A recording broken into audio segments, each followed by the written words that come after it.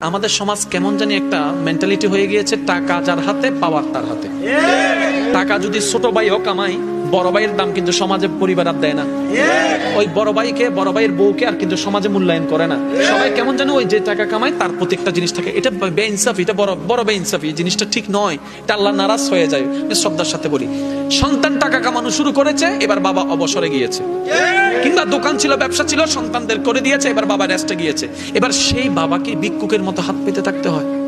সে বাবার বড় গলায় কথা বলতে পারে না, ডাক দিতে পারে না, কারণ বাবার ভিতরে একটা কাজ করে, ওরা তো বড় হয়েছে। আমি শ্রদ্ধার সাথে একটা কথা বলি, সন্তান যতই বড় হোক, যতই কোটিপতি হোক, কখনোই মা বাবার চাইতে বড় হয় নাই, হতে পারবে না, হতে পারবে না।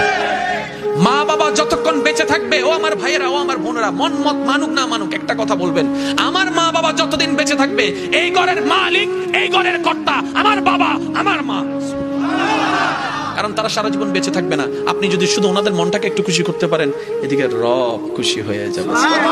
2022 সালে আপনি যে আপনার মা বাবাকে সম্মান দিয়ে খুশি করেছেন, রবের দরবারে সেটা জমা হয়ে গিয়েছে। এবার যখন আপনি ওই 50 সাল আসলো, তখন আপনার এগুলো মনে থাকবে না, কিন্তু আপনার রবের সবকিছু মনে থাকবে। আপনার রব ওই সম্মানের 10 গুণ বেশি আপনাকে আরো ব্যবস্থা করে দিয়েছে।